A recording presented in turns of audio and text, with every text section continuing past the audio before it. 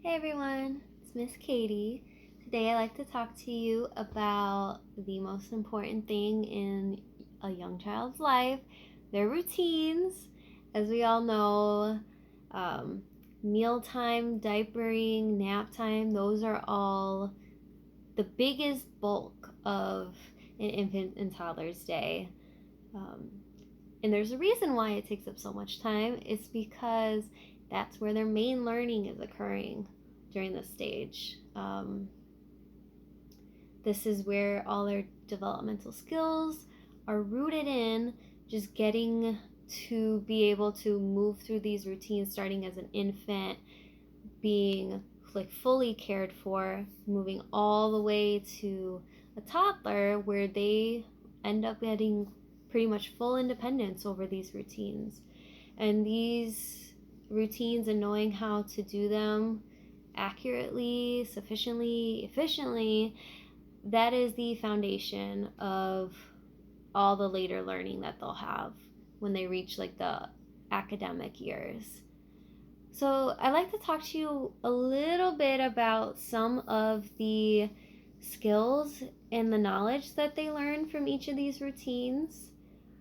And of course, this will like vary based on the age, but starting with mealtime.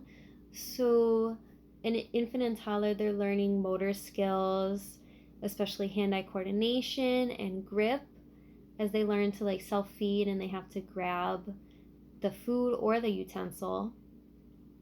They're also learning their favorites. Mealtime is such a good gustatory experience.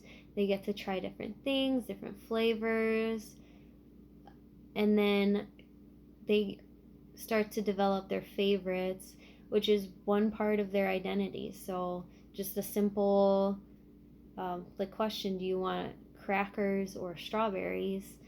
That starts building their identity and they get to find out who they are as a person. And also, mealtime is one of the best times for social interactions. You also learn etiquette, table manners, please and thank you, and just getting the experience to be carefree around other people and getting those like social bonds and getting to strengthen them even further. Mealtime is fantastic for that. And also, mealtime, you're expanding your vocabulary. As new foods are introduced, you're learning new words. And you can see that as like your child like begins to talk and request. And it's going to be all different things. Everything that you've like fed to them, like fed into them, they're going to like show those fruits. And then, so moving on to diapering, you're learning a ton of motor skills there. You're working on your grip, you're working on your balance. It takes a whole bunch of balance to be able to pull your pants up and down. And by the time you're toddlers, you're going to have the developmental skills in your little toolbox, your little backpack, to be able to do those things. So you're growing and changing through each of these things. Language is a big thing with diapering. You have to be able to communicate what you need in those interactions, and you have to be able to put a voice to what you need. And you're also learning a lot of body awareness and control during diapering and toileting. And then the final routine that I'll talk to you guys about is nap time. This one is a big one for behavior regulation specifically. The child has to gain that awareness of what is an appropriate activity during this time and what is not an appropriate activity. I'm sure a lot of you like who have had toddlers in your lives, they might not want to lay down when it's nap time, and they have to be able to control their behaviors in order to match the expectations of the environment. They're also working on their body regulation, being able to slow down their heart rate, slow down their breathing, and be able to relax and self-soothe. And then, so as I mentioned earlier, these like routines, they're gonna look different for infants, young toddlers, and then older toddlers. The infants, one way to like help them during these routines is talk about what you're going to do. Let them know, okay, I'm gonna pick you up now. We're gonna change your diaper. Okay, I'm gonna take you to your crib. Okay, we're gonna have a bottle now. Just giving them that heads up of what you're about to do really helps them make the routine concrete, and they get to, even though they can't talk yet and they can't voice themselves, they can understand what you're saying and what you're doing. And as you like verbalize all these things, they're learning their routine, they're learning the next steps, they're learning like the schedule of the day and what to expect. And it's from learning those things that they're able to advance beyond that. And with young toddlers, we see that they're ready to participate in these care routines. And not fully, of course, not fully at this age, like the, let's say like the 10-month to sometimes even like 22-month age. They don't have the developmental skills yet to be able to have that independence. However, there is something that they can do, whether it's holding their diaper cream or pointing to which food they'd like to eat next or picking out the blanket they'd like for nap time. There's always these little portions of the task that they can do, that they can participate in, and that they can find their independence in that way. And that'll lead them over time into the older toddler stage, which like the 2 to 3 year olds, where they do have that independence. And they do have those skills, the motor skills, the language skills, cognitive skills, social emotional skills, to begin having this even greater independence and autonomy in these tasks. They can work on dressing themselves. They can work on preparing their own food. You can give them a little chopper and they can chop up bananas, sometimes even apples when they're older. And then they can also begin to soothe themselves to sleep.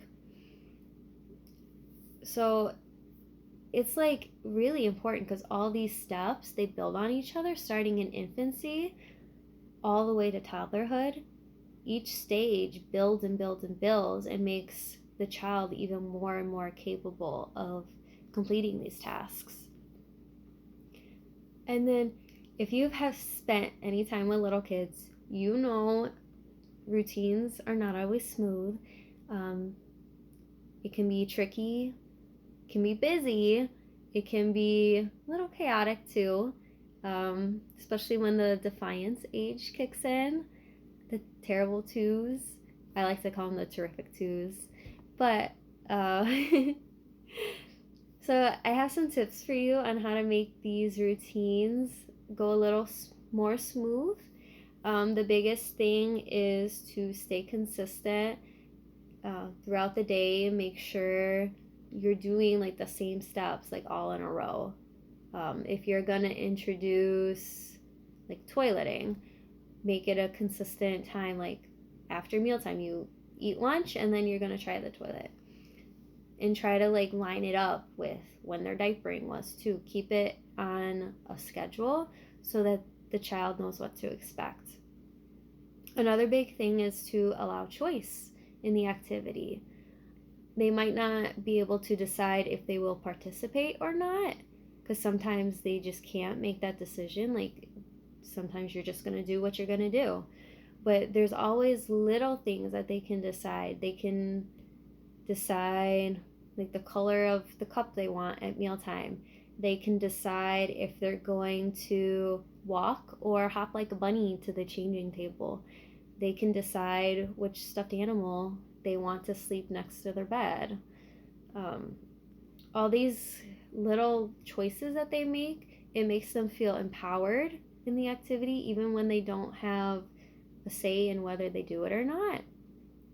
there's always little things we can do as caretakers to give them that voice in the way that's appropriate for that situation. And then finally, it's follow their lead. Follow the child's lead when you're able. Um, if you've ever tried to put a kid to sleep when they're not tired, it doesn't work very well. Or if you try to put a child to sleep when they're overtired, that doesn't work well either. The same with eating, same with diapering. So it's just really important for us as caretakers of the youngest of the children to be very attuned to their signals and uh, just keep in mind that they're humans too.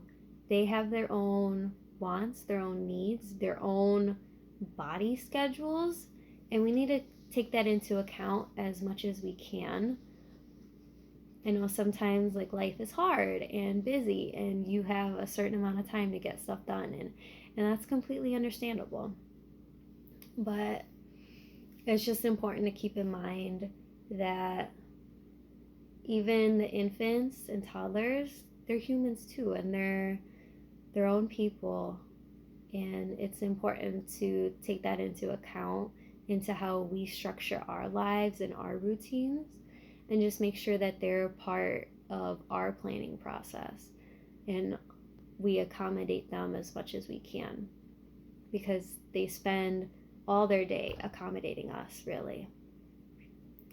And so that is all I have for you guys today. I hope you learned a little more about the importance of care routines. As an educator, I find this one of the most important things to keep in mind throughout the school day, because this is the learning. This is where everything that infants and toddlers know is taking place. This is the foundation of everything else. And it's just so important to make sure the care routines are real for them. And yeah, thank you guys.